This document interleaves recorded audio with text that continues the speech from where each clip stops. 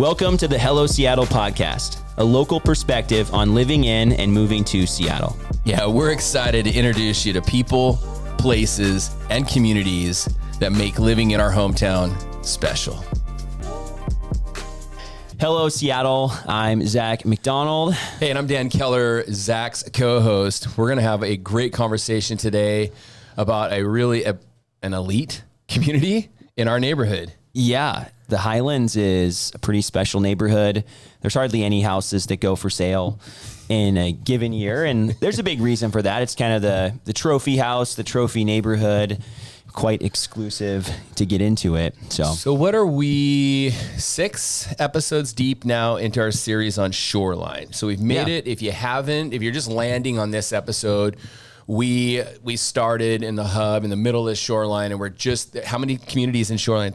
Is there 13? 14 different neighborhoods. 14 neighborhoods in Shoreline. So we're just breaking it down, and we're kind of working our way up the hill. Our last episode, I believe, was in Asardin. We did Asardin, and then we did the Richmond Highlands, which is right across. So we're kind of going west, east, and back and forth, working our way down, and then we're going to jump over to the other side of Highway 99, and then the other side of I-5. Yeah. Shoreline's a pretty large city, and there's a lot of different neighborhoods. So we're starting on the west side, and we're going to jump over to the middle and then the east side. So today is not to be confused with the Richland Highlands, which we talked about 2 episodes ago. Today, this is the Highlands. In Shoreline. And so Zach's the real estate pro. I'm the finance money guy. You're not going to need a whole lot of me today. Most of the people buying here are paying cash, or they're putting a crud ton of money down. Yeah. I am going to share some information on, what it would look like to buy here, what most people that do buy here do relative to financing and purchasing. But walk us through like where we're located, a little fun facts. You shared with me a really cool fun fact about the Highlands, which blew my mind. Yeah, well, I think a cool connection here is to the Central Park in New York. So the Olmsted Brothers are children of the man who designed Central Park in New York, and they helped design a lot of the Seattle parks as well. Wow. So Green Lake, Volunteer Park, Seward Park down on the south end, many others. They had a big influence and were hired by the city of Seattle to help make and create these parks. Again, different than Central Park, but that same idea. And that's why some of those parks are so cool and we love them so much. But so Central Park in New York was developed in 1857. Yeah, so by their father. By their father. So links way back there, all the way across the United States of America to Shoreline. Yeah, they're kind of like they are known as, or at least part of the founders of landscape architecture. That's cool. Wow. So they were brought in to help design the master plan community and all the green spaces and the roads and things like that in the Highlands. So you've got a really cool neighborhood. The only way you get in there is through a gate. Okay. Right. So there's 24-hour security, again, super exclusive. And you also have the Seattle Golf Club there. So it's part of the Seattle Golf Club is inside of the neighborhood, separate from the neighborhood, but inside the neighborhood. So DK, driving by, we're right kind of in the bottom southwest corner of Shoreline, right? So you've got Puget Sound on one side, you've got Broadview, which is Seattle, and then you have to the north in Asardin. Boeing Creek is essentially the divider there. And then you've got on the east side, you've got the Richmond Highlands. Okay. So, and you've also got Highland Terrace. Right. So you've got a few different neighborhoods kind of on the east side there. This neighborhood, though, is a small, exclusive neighborhood. We were talking about that. So there's only 109 houses in this neighborhood. And in order to be part of this neighborhood, you have to be part of this community. The HOA dues are ridiculous. I was looking at $2,000 on some of the listings, $4,000 on some of the listings per month. That's not even your taxes. Right. No, it's not even your taxes, which are about $50,000 to $60,000 a year. Yeah. And it's not to be confused. If you're listening to this, one of the questions that I had proposed to you when we were researching this leading up to today is, okay, since that HOA dues is so steep, does that include your Seattle Golf Club membership? And it does not. Nope. So it includes the security, the gate, the security center, obviously. Maintaining all the grounds. Right. And I misspoke. I said 109 private estates. There's 108. Okay. But the community is 400 acres. Okay. So there's a lot of green spaces, and that's all maintained. You've got the chapel as well. You've got like different parks. There's a pool complex, tennis courts, play field. I mean, like there's so much going on here. There's even a preschool in the neighborhood now. Wow. Yeah. Kind of cool. Yeah, again, really exclusive, right? You know how many people live in there have kids, but yeah, you never know. They talk about, on the website, they're talking about the different schools. You got, I believe they'd be a Meridian Park draw for schools, but then they'd be Einstein, same as Richmond Beach or Innis Arden or Hillwood or Richmond Highlands, and then Shorewood for high school, right? So the same draw. Maybe their kids are going to private schools. I've met a couple of families that live there that go to Kings. Yeah. So, There's a few. I think I had a client whose, parents, he grew up in the Highlands, which was pretty sweet. I think he went to the public schools. Okay. So cool.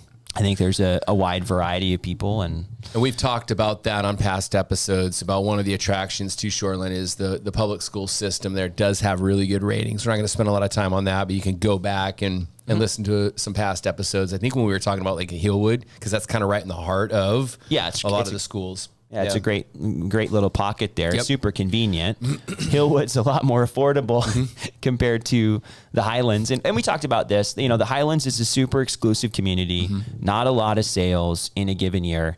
And I looked back over a couple years just to get some data to share with you. And as far as, the pricing goes, you're somewhere in that, $3.5 to $5 million range on average. There's certainly houses that are more expensive, 6.5, 7 million, 10 million. The most expensive on the past couple years of sales was right around $7 million. Okay. And so for our purposes, I think talking about that median number, 5 million, you can't get a conventional loan for that, huh? You're definitely not. Well, I mean, you could, depending on how much money you want to put down. Yeah. So most people, I've worked with a lot of clients, whether it be from the east side or over here in the Seattle area, higher net worth individuals that are buying a home on the water, on the lake, and they're paying, $7, $8, $9 million for the home. A lot of the times it's a cash transaction. A lot of the times too, it's a large down payment. They're selling another asset, or they have plenty of money in liquid funds or offshore money to purchase this house with. So I'm just going to give an example of what I would traditionally see on a $5 million home. Typically on a $5 million home, the client's putting down at least 30%. So that'd be about $1.5 million. You're sitting on a $3.5 million mortgage.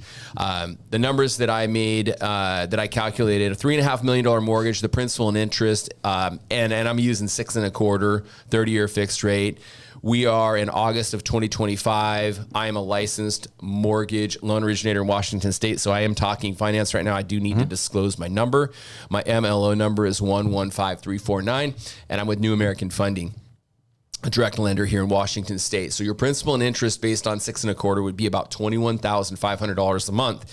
Zach mentioned earlier, the taxes and the HOA dues on this are going to be large expenses. So your estimated property taxes on a $5 million home in the Highlands is about $4,200 a month. Your homeowner's insurance to insure that structure, you're looking at $500 to $800 a month. Yep. And then you're going to pay kind of, like Zach said, that HOA dues is going to move with the property.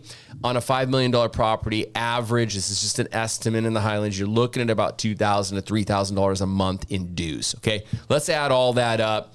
I'm going to reverse engineer for that monthly payment.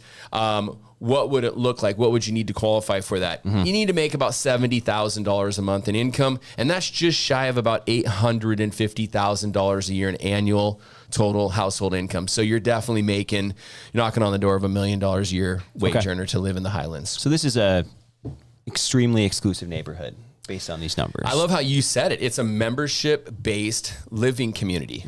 Yeah. So you want a security guard. Like, I've got some friends and colleagues that, that have coached me and that are entrepreneurs down in like Laguna, Dana Point. It reminds me a lot of the communities down there. You're going to have a security entrance. You're going to have security guards that patrol the neighborhood. You can't get in through a gate. A lot of the times it's landlocked where you got the water on one side and stuff. So what makes this one really exclusive is if you are a golf enthusiast and you want to pay more money to be a member of a really neat exclusive golf club too, which is in the community, the Seattle Golf Club.